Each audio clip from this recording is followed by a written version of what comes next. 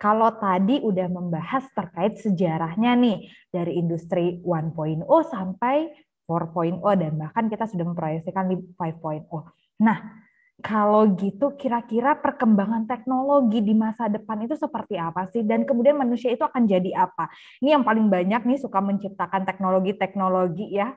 Ya kalau dilihat di pabrik ya, misalnya ada yang robot tangan, kemudian kendaraan-kendaraan dan sebagainya tidak lepas dari yang namanya teknik mesin. Nah, di sini sudah ada Parado. Selamat siang, Parado. Ya, halo, selamat siang. Gimana Pak? Masih semangat Pak untuk siang ini? Ya, masih semangat nih. Semangat dong berbagi dengan Sobat Spekta yang ada di sini. Oke, Pak Rado, tadi saya sudah sedikit menyinggung nih, kalau misalnya teknik Baik. mesin itu banyak berperan juga dalam penciptaan teknologi ya. Kalau misalnya kita ngelihat misalnya di pabrik, kemudian banyak hal lah gitu. Itu mesin-mesin diciptakan dan itulah yang membantu pekerjaan manusia gitu. Nah, seperti apa sih Pak ke depannya teknologi ini dan kemudian manusia itu seperti apa sih bisa jadi apa kalau misalnya dengan teknologi-teknologi yang berkembang ini? Silakan Pak Rado mungkin bisa menjelaskan lebih jauh. Ya, baik. Terima kasih atas waktu dan kesempatannya dari Bu Amanda. Ya, mungkin perkenalan dulu. Nama saya Holid Garin Radianto. Biasanya dipanggil Rado. Kalau dari Prodi Teknik Mesin biasanya ganti nama jadi Aldo gitu. Jadi di sini saya sebagai dosen untuk Prodi Teknik Mesin di ITK. Saya akan membantu setidaknya untuk dapat menceritakan gimana sih manusia melawan teknologi atau peran dari human di future teknologi seperti itu. Jadi pertanyaannya tuh ada dua sebenarnya, future tech itu apa? Ada tiga ya, future tech itu apa? Bagaimana teknologi di masa depan dan manusia itu jadi apa? Gitu. Jadi ini ada timeline gitu di sekarang di tahun 2022 dan di masa depan gitu. Jadi saya buat checkpointnya di 2030 dan 2040. Sebenarnya teknologi di masa depan itu sifatnya itu bagaimana sih teknologinya itu? Jadi biasanya teknologi di masa depan itu adalah sesuatu yang tidak biasa. Jadi belum menjadi norma. Eh, Sekarang kita belum tahu.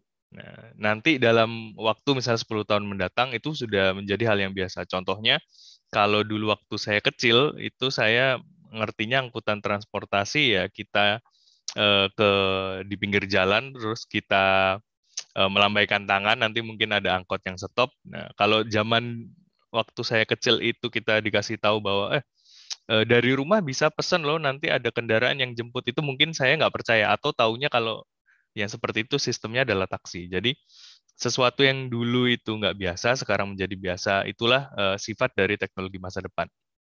Kemudian sifat selanjutnya adalah mengurangi fungsi dari manusia. Jadi human elemennya di teknologi masa depan itu semakin berkurang.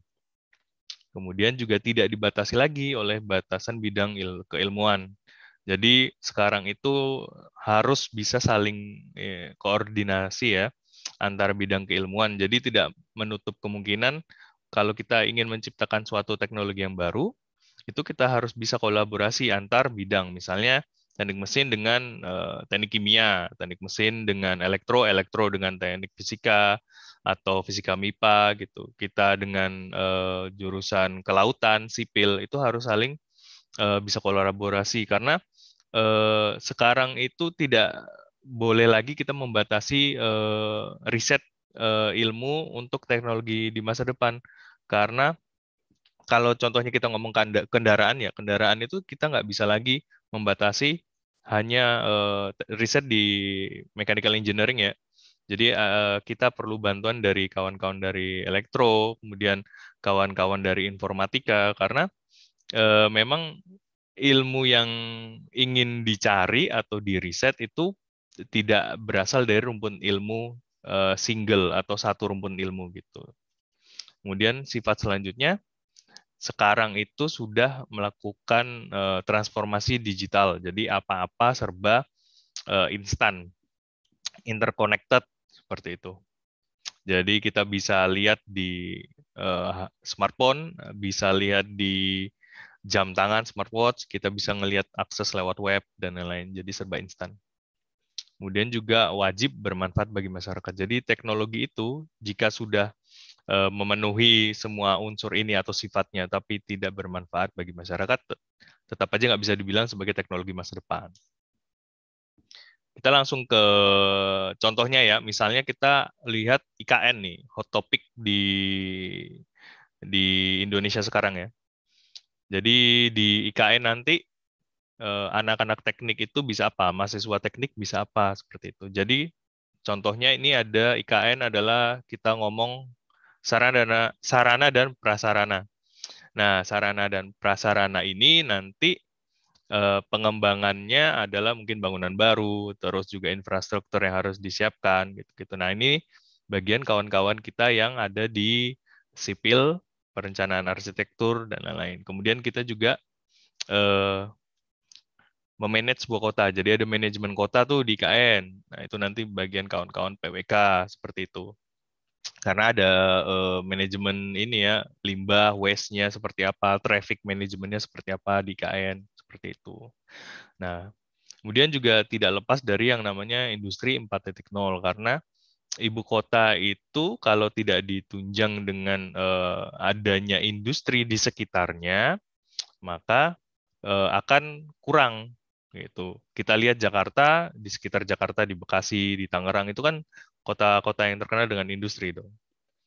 Gitu. Nanti ini akan sedikit saya jabarkan lebih lanjut untuk yang 4.0. Kemudian salah satu sebenarnya yang kurang banyak dijelaskan adalah non-conventional market gitu. Jadi apa itu non-conventional market itu sesuatu transaksi yang tidak harus mengikuti pakem standar, harus ketemu dengan orangnya, misalnya harus dalam bentuk transaksi mata uang, misalnya gitu. Ada yang namanya NFT, non-fungible token. Terus juga sekarang ada market kripto, sudah termasuk ini ya, kontroversinya dan sebagainya.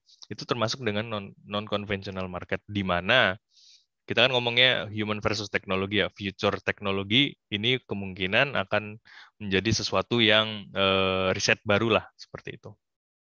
Kemudian Ibu Kota Nusantara nggak bisa lepas dari wajibnya ada energi supply untuk ibu kota baru ini. Kemudian juga yang sekarang semua serba dielektrifikasi. Seperti itu.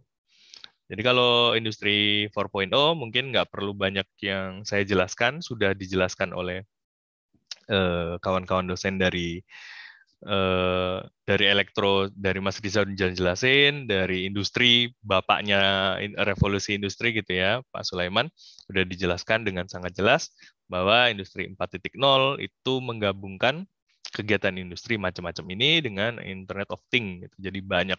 Nah, itu sendiri memperluas arti dari industri, pakem artinya, dan juga menjadi standar baru. Jadi kalau kita tidak bisa mengikuti gitu dengan apa yang ada di industri 4.0, kita nggak ngikut, misalnya tidak ada cloud computing, terus cloud data gathering gitu, kita nggak menggunakan mobile teknologi, kita pasti akan ketinggalan dengan persaingan pasar. Makanya itu menjadi standar baru di industri.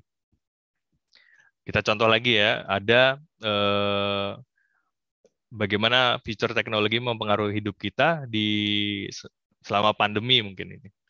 Jadi kalau sebelumnya kita mau beli barang nih di kondisi normal, kita harus naik kendaraan. Kendaraan itu menuju suatu tempat ya, baru kita beli barang. Habis itu kita harus balik lagi gitu.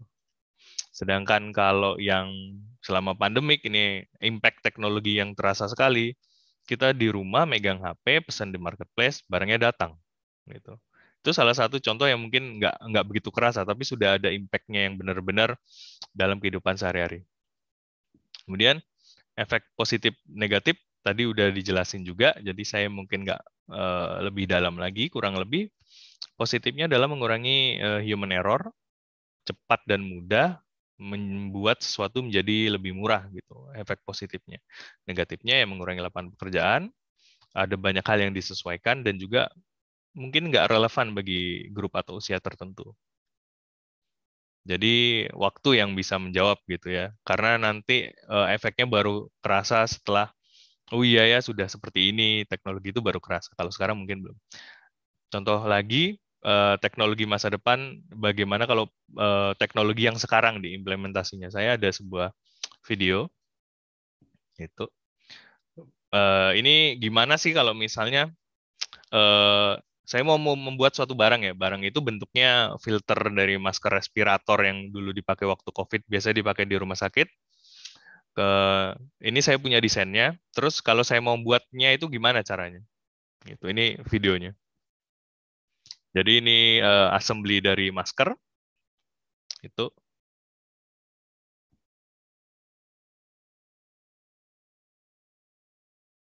Ini ada daleman maskernya, ada filter elektrostatik.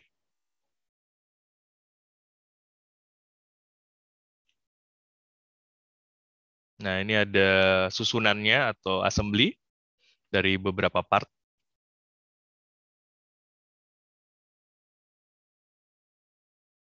Ada lagi nggak? Oh, ini filternya ya. Jadi ini yang part yang beli. Seperti itu.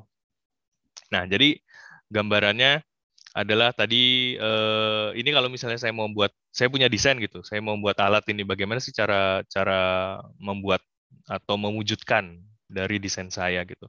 Ada dua cara nih, kalau cara yang dahulu sama cara yang baru. Kalau cara jadul gitu ya, dulu itu kalau punya desain dibawa ke bengkel. Nah, nanti bengkelnya tuh manufaktur, jadi mempersiapkan produksi, beli persiapan bahan, persiapan alat, diproduksi, dan produknya jadi. Kalau cara baru sekarang, udah nggak seperti itu. Jadi, sekarang kalau punya desain, yang kita perlukan itu contohnya hanya alat 3D print. 3D print itu kecil sekali ya, nggak seperti yang ini, bengkel manufaktur yang butuh satu ruang khusus gitu. Kalau 3D print itu mungkin sebesar ini ya, komputer desktop itu aja, itu desain kita udah bisa di print di situ. Jadi kita nyiapin peralatannya, misalnya filamen atau resin gitu. Udah produksi itu juga kita bisa tinggal. Jadi kalau misalnya kawan-kawan kuliah ngeprint gitu, ya udah tinggal aja. Nanti selesai kuliah mungkin baru selesai. Jadi cepat, mudah, efisien. Itu cara barunya. Nah, kita ngomong ke suplai energi ya. Jadi tadi kan saya ngomong untuk masalah IKN, IKN juga butuh dong suplai energi karena sebuah kota nggak bisa lepas dari energi. Jadi energi masa depan itu seperti apa sih syaratnya? Pertama harus ramah lingkungan. Nggak boleh lagi energi yang memiliki polusi tinggi, merugikan lingkungan gitu ya. Kemudian mudah untuk didapatkan dan sustainable. Jadi contohnya ada energi matahari itu mudah didapatkan, energi angin gitu ya. Nanti kalau misalnya kawan-kawan kuliah akan dijelaskan lebih lanjut lagi, energi sustainable itu ada juga loh yang dari tanaman biomasa gitu. Itu nanti kita pelajari bersama, sama dengan prodi juga yang teknik kimia gitu. Jadi nggak harus masuk teknik mesin, masuk teknik kimia juga boleh karena dipelajari. Kemudian salah satu yang lain adalah terjangkau. Jadi kalau kita lihat mungkin 20 tahun yang lalu ya, harga solar panel satu berapa kecil ya, mungkin semeter kali semester tuh semeter kali 1 meter itu mungkin harganya bisa belasan juta. Kalau sekarang udah murah banget. Itu mungkin 5 jutaan, 4 jutaan itu sudah lengkap dengan baterai pack seperti itu. Jadi makin lama makin terjangkau tuh harganya. Itu juga salah salah satu syaratnya untuk energi yang kita butuhkan di masa depan. Kemudian elektrifikasi. Ini elektrifikasi saya bawa contohnya aja. Jadi semuanya harus dikonversi menjadi energi listrik. Tujuannya adalah mengurangi ketergantungan kita terhadap bahan bakar fosil nih. Ini kan udah rame nih, Pertamax naik dari 9 ribuan ke 12 ribuan gitu. Karena yaitu tadi masalah supply di bahan bakar fosil ini sangat rentan. Maka dari itu, ini salah satu contohnya adalah programnya PLN untuk mengkonversi kompor LPG ke kompor listrik. Gitu. Nah, ini yang sangat dekat dari ITK sendiri adalah riset di kendaraan listriknya. Gitu. Itu contohnya elektrifikasi. Jadi kan ini Pak Jokowi itu sudah ngomong nanti kalau misalnya masuk IKN nggak boleh ada kendaraan yang menggunakan bahan bakar fosil ya, mesin combustion seperti itu nggak boleh. Jadi bolehnya kendaraan listrik aja. Itu contohnya elektrifikasi. Kemudian di masa depan,